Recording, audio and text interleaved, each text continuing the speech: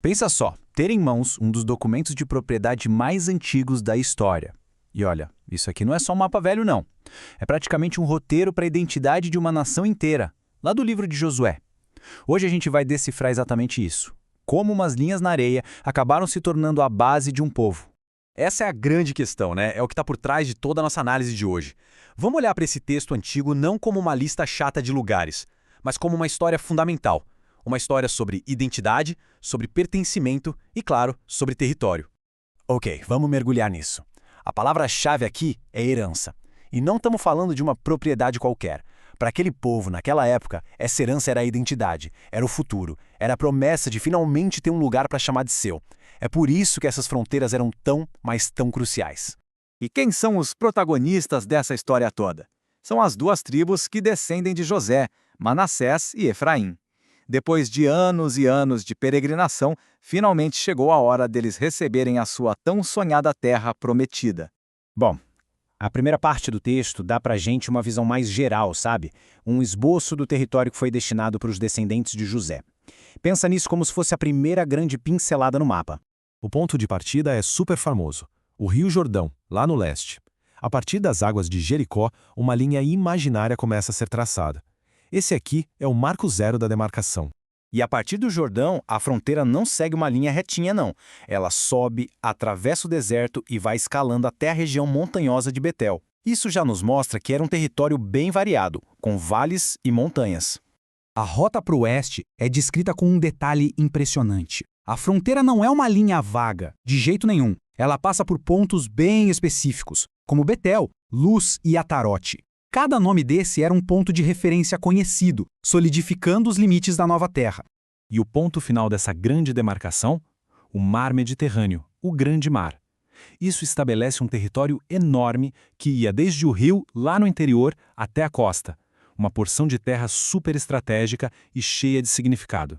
E essa frase do texto original meio que sela o acordo, né? É uma declaração definitiva. Pronto. A terra foi alocada, a promessa foi cumprida, Manassés e Efraim receberam sua herança. Mas a história não acaba aí não. Agora a gente vai para uma descrição muito mais detalhada, com foco total na parte da terra que coube à tribo de Efraim. E é aqui que os detalhes ficam ainda mais interessantes e complexos. Essa rota é tudo menos uma linha reta. Para facilitar a nossa vida, vamos dividir em 4 passos. A fronteira faz um zigue-zague, vira para o leste, desce, depois segue para o oeste de novo. Parece confuso, né? Mas isso não é um erro. Na verdade, é a prova de um processo super meticuloso, demarcando rios, cidades e vales para definir o território exato de Efraim, sem deixar nenhuma margem para dúvida.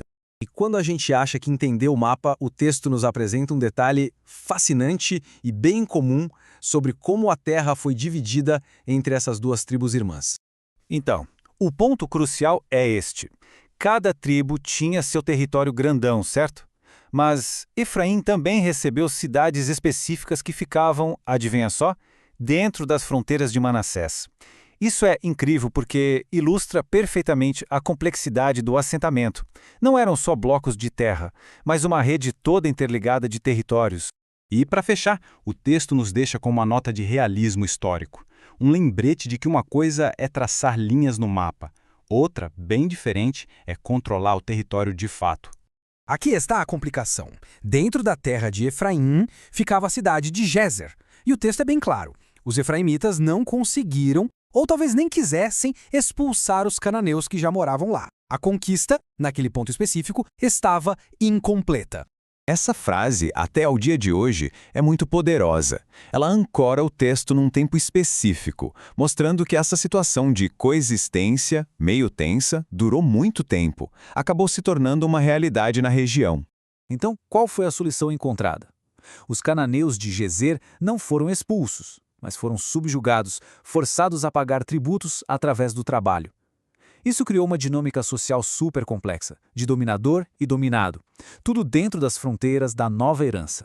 Isso nos traz de volta aquela pergunta do início. Essa demarcação de terras tão antiga nos mostra que uma fronteira nunca é algo simples. Ela é o resultado de promessas, de negociações, de conquistas que não foram completas e da realidade, bem bagunçada às vezes, de como povos diferentes passam a viver juntos. No fundo, é a história de uma nação sendo escrita, não com tinta, mas na própria terra.